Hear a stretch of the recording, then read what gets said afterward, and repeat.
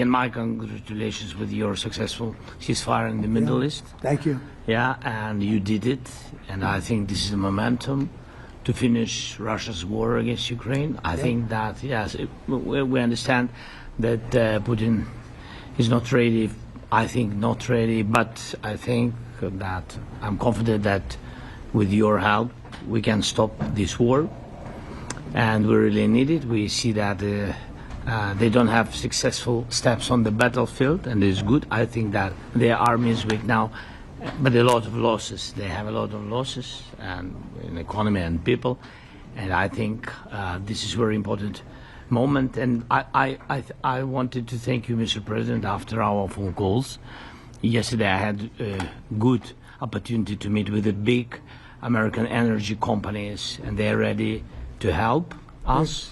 Yes, after all these attacks on our infrastructure, Russian attacks, and etc. And I had also meetings, thanks to your team. We had meetings with a good military companies. We spoke about air defense, and I want to share it after with details where we are. Thank you so much. Thank you very much. Mr. President. Very good. And I think it looks beautiful in his jacket. Yeah? It's beautiful.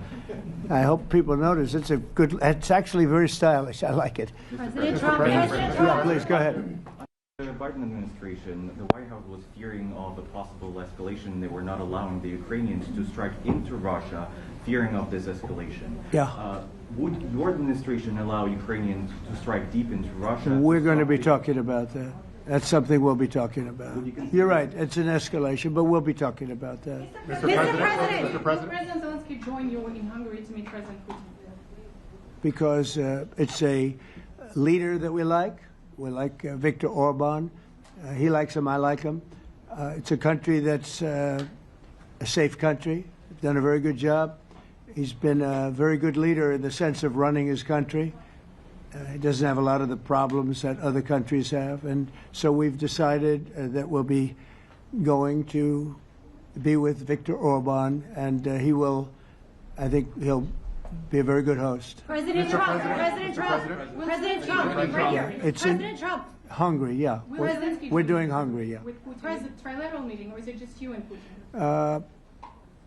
To be determined, but I would say most likely it's going to be a double meeting. It'll be a double meeting, but we will have the President, Zelensky, in touch. There's a lot of bad blood with the two presidents, and I'm not speaking out of turn when I say it. It's a very difficult situation. You know, we just settled the war, and after thousands of years, I guess. People say anywhere from 500 to 3,000 years, and I was in rooms, as you saw, because you were with me, a lot of you were with me last week, with leaders that didn't like each other, but they were able to get along. These two leaders do not like each other, and we want to make it comfortable for everybody. So one way or the other, we'll be involved in threes, but it may be separated. President Trump. President Trump. Was he what? Where are you from? From Ukraine. He actually had a Okay, good. conversation with me. Good, yeah. What if Mr. President Putin doesn't agree to peace in Hungary? What do you do then? Do you have... Well, let's see what happens. I mean, you know, what if? I think he will. I think that President Putin wants to end the war, or I wouldn't be talking this way. I think he wants to end the war. I spoke to him yesterday for 2.5 hours. We went through a lot of details. He wants to get it ended. I think that President Zelensky wants to get it ended. Now we have to get it done. President Trump. Kara Castronova from Lindell TV. And although I love asking you questions, today my question is for President Zelensky of Ukraine. Go ahead, please. Thank you. Our President Zelensky, President Trump, just brokered a peace deal in the Middle East that all Americans, both sides of the aisle, are very proud of. But to meet that deal, both sides had to make concessions. Our president has stuck out his neck in many ways to make a peace deal for your war as well. What specific concessions are you willing to make to end this war with Russia? Will you give up joining NATO? Americans have foreign war fatigue, and our president, as he said, we need our tomahawks too. To me. Yes, you, President Zelensky. Thank you very What much. concessions will you That's some question, right? So many all right. questions Thank you. in one. Thank you very much for your question. First of all, I think we need to sit and speak. The second point, we need ceasefire. Even now, you see in the Middle East, it's very difficult to hold ceasefire. Everywhere, in every war, it's very difficult. We want peace. Putin doesn't want. That's why we need pressure on him. We will speak with President today what we need. We understand what we need to push Putin to negotiation table. And as I said previously, so we are ready to speak in any kind of format, bilateral, trilateral, doesn't matter. Matter just peace. This is important. And we don't speak about NATO or NATO. For Ukrainians, it's very important. Of course, it's our decision, decisions of allies to decide where we are. But are you willing to give up Yes, but joining the NATO? most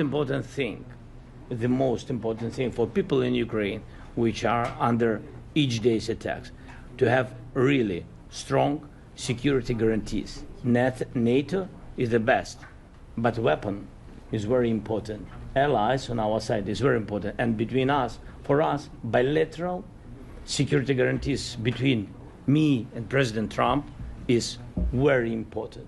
I don't know, we didn't speak with details about it, but this is the most important document because the United States is very strong. Sir, President Trump, Peter? President Trump, the middleman right now, hoping to end this conflict. Who is doing a better job negotiating, President Zelensky or President Putin? I think they're both doing a great job in that sense. We have to get it done. We've got to take some of the hatred of each other. You know, they don't like each other. I say that in front of President Zelensky, but I say it in front of President Putin too. They have tremendous bad blood. It's really is what is holding up, I think, a settlement. I think we're going to get it done, and we have to make it long-lasting. As I said in the Middle East, everlasting, right? Everlasting. And the Middle East is a much more complicated situation. You know, we had 59 countries involved, and every one of them agreed. And it's, you know, it's sort of amazing. Most people didn't think that was doable. This is going to be something I really believe that's going to get done. I had a very good talk yesterday with President Putin. I think he wants to get it done. And President Peter? Zelensky, right behind you.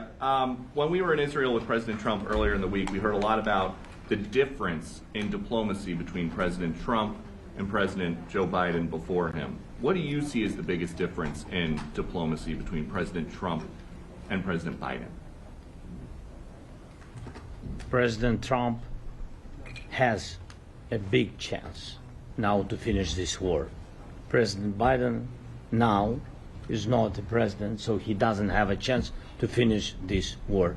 And President Trump is really showed for the world that he can manage ceasefire in Middle East, and that's why I hope that he will do this, and we will also have such big success.